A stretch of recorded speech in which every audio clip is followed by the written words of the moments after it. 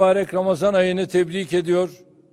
Ramazan-ı Şerif'in Arnavut kardeşlerimize ve tüm İslam alemine sağlık, bereket ve hayırlar getirmesini Rabbimden niyaz ediyorum. Türkiye-Arnavutluk ilişkileri ortak kültür ve tarihten aldığı güçle hamdolsun her geçen gün gelişiyor, derinleşiyor. Türkiye olarak kardeşliğimizin gereğini yerine getirerek 30 yılı aşkın süredir Arnavutluğun sosyal ve ekonomik kalkınmasına her türlü desteği verdik. Hem 2019 Eylül ve Kasım depremleri sonrasında hem de koronavirüs salgınıyla mücadelesinde hiçbir karşılık beklemeden tüm imkanlarımızla Arnavut halkının yanında olduk. Sizlere son olarak 23 Aralık'ta Türkiye tarafından Laç şehrinde inşa edilen konut projesinin temel atma töreninde hitap etme fırsatım olmuştu. Kıymetli dostum Sayın Başbakan Edi Rama 21 Eylül ve 26 Kasım 2019 tarihlerinde meydana gelen depremler kapsamında Arnavutluğun A ve B planlarının yanı sıra yanımızda Türkiye var demişti. Biz de kısa sürede başlattığımız projeyle Arnavut kardeşlerimizin yanında olduğumuzu göstermiştik. Konutları inşallah Ağustos ayına kadar tamamlayıp ihtiyaç sahiplerine teslim etmenin bahtiyarlığını da birlikte yaşayacağız. Bugün de Arnavutluğun sağlık altyapısına önemli katkı sağlayacak Fier Dostluk Hastanemizin açılış törenini birlikte icra ediyoruz. Sayın Rama'nın Ocak ayında Türkiye'ye gerçekleştirdiği ziyaret vesilesiyle ülkelerimiz arasındaki dostluk ve kardeşlik bağını bir adım daha ileri taşıyarak stratejik ortaklığımızı resmileştirmiştik. Ayrıca Arnavutluk'ta 150 yataklı bir hastanenin 3 ayda inşa edilmesi hususundaki kararımızı açıklamıştık.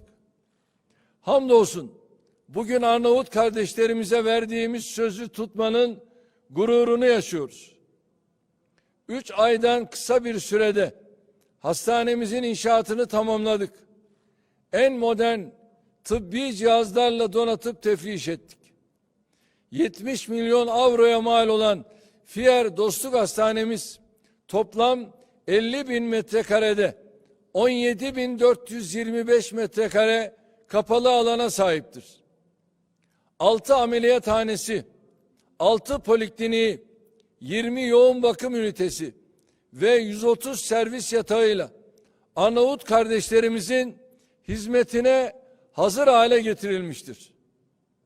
Hastanede 23 temel branşta 56'sı Türk, 331'i Arnavut, toplam 387 sağlık personeli omuz omuza hizmet vereceklerdir.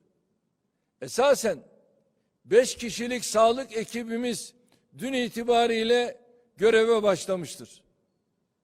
Kıymetli kardeşlerim, biz Arnavutluk başta olmak üzere tüm Balkanların barış, huzur, istikrar ve kalkınması için çaba harcıyoruz. Türkiye'yi tehdit ya da rakip olarak görenler ise sadece ve sadece kendi çıkarları temelinde hareket ederek büyük bir yanılgı içerisine düşüyor.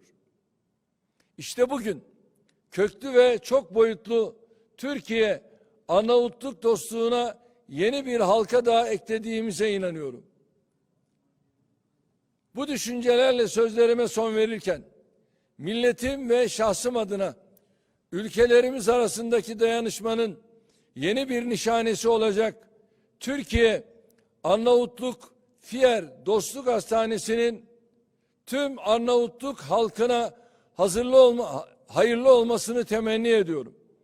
Covid-19 virüsüne kurban verdiğimiz tüm Arnavut kardeşlerime Allah'tan rahmet, yakınlarına başsağlığı diliyorum. Hastanemizde görev yapacak tüm sağlık personelimize Rabbimden başarılar niyaz ediyor. Sizleri bir kez daha muhabbetle selamlıyorum.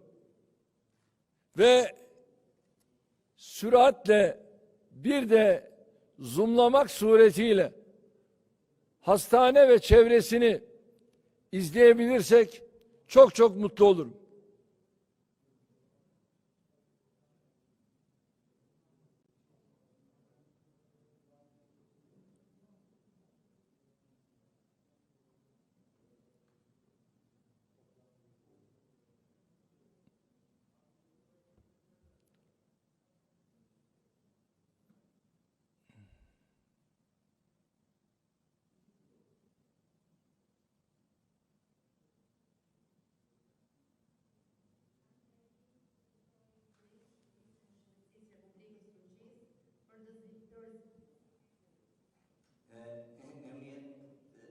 Şimdi de Türkiye Cumhuriyeti Sağlık Bakanı Sayın Fahrettin Koca'ya bir kez daha burada herkese gösterilecek dostluk, aramızdaki ülkelerin arasındaki dostluğun ve işbirliğinin nişanesi olarak Sayın Bakanı kürsüye tekrar davet ediyorum. Hastaneye sembolik olarak anahtarını teslim ettiler. Evet, ameliyathaneleri gördük.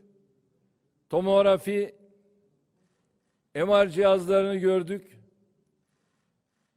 Hepsi de en ileri teknolojiyle donatılmış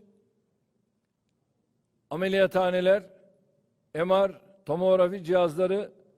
İnanıyorum ki Arnavutluğa çok büyük bir zenginlik katacaktır ve Fiyer Hastanesi Dostluk Hastanesi olarak Türkiye-Arnavutluk ilişkilerini çok daha ileri taşıyacaktır.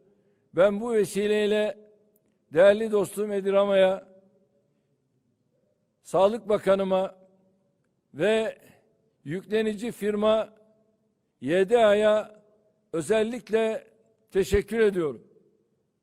Bir an önce çevre düzenlemesini de bitirmek suretiyle inanıyorum ki Fiyer Dostluk Hastanesi çok daha güzel bir hale gelecektir. Kalın sağlıcakla.